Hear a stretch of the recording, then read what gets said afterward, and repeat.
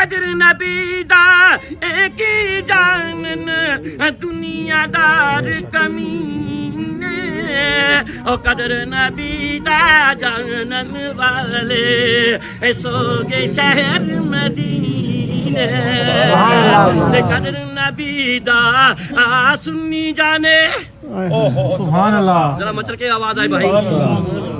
یہ شعر اس کی وہاں پر بڑی ضرورت پڑی تھی اور میں آج یہاں بھی سننا چاہتا ہوں.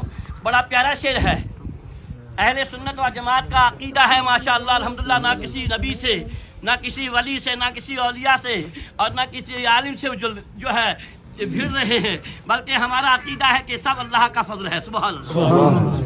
ہم پر سب اللہ کا فضل ہے. ہم اللہ کے ولیوں کو بھی مانتے ہیں، ہم پیروں کو بھی مانتے ہیں، ہم فقیروں کو بھی مانتے ہیں، ہم جو ہے اللہ کے نبیوں کو بھی مانتے ہیں، رسولوں کو بھی مانتے ہیں. کہتے ہیں سبحان اللہ. اور نہ ہی دل میں کوئی فطور آتا ہے کہ وہ اچھا یا وہ اچھا. میں تو محفل میں کھڑے ہو کر کے یہی کہتا ہوں کہ آپ سب بھائی مجھ سے اچھے ہو، آپ سب بھائی مجھ سے اچھے ہو. اور اللہ کی بارگاہ میں دعا کرتا ہوں کہ میرا یہ جملہ قبول ہے. مجھے دوسرا نمبر دے دو، آپ پہلے نمبر پہ ہو. سبحان اللہ. بس اتنا کہہ کر کے انسان کے دل کے اندر ساری قدرتیں ختم ہو جاتی ہیں، ساری قدرتیں ختم ہو جاتی ہے. کسی کی جے وجہ میں کیوں پھنسے ہے، کیا غرض ہم کو، ہمیں کافی ہے سید اپنا نعرہ یا رسول اللہ. یا رسول اللہ. وہ مناظر فرمائے شعر کہ قدر نبی دا سنی جانے، قدر نبی دا سنی جانے صاف دماغ. سبحان اللہ. ذرا آواز آئے سبحان اللہ. سبحان اللہ. صاحب یہ شعر اس لیے پڑھ رہا ہوں کیونکہ اہل حق کو وہ بتاتے ہیں کہ بھائی یہ کیسا ہے، یہ کیسا ہے، اس لیے بتا دیتا ہوں.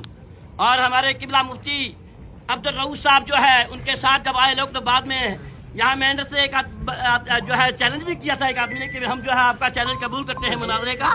تو ہم یہ شعر دوبارہ یہاں پر پڑھ کے جا رہا ہوں. اور مفتی صاحب عمرہ کے لیے گئے تھے، ماشاءاللہ واپس آ چکے ہیں اور ہم سب لوگ تیار ہیں. ذرا آواز آئے سبحان اللہ. باعث کرنے کے لیے نہیں، ہم لوگوں کو بتانا چاہتے ہیں. اور یہ شعر سن کر کے دوبارہ جا رہا ہوں کہ قدر نبی دا سنی جانے صاف دماغوں والا، او قدر نبی دا وہابی کی جانے کوے کھاون والا.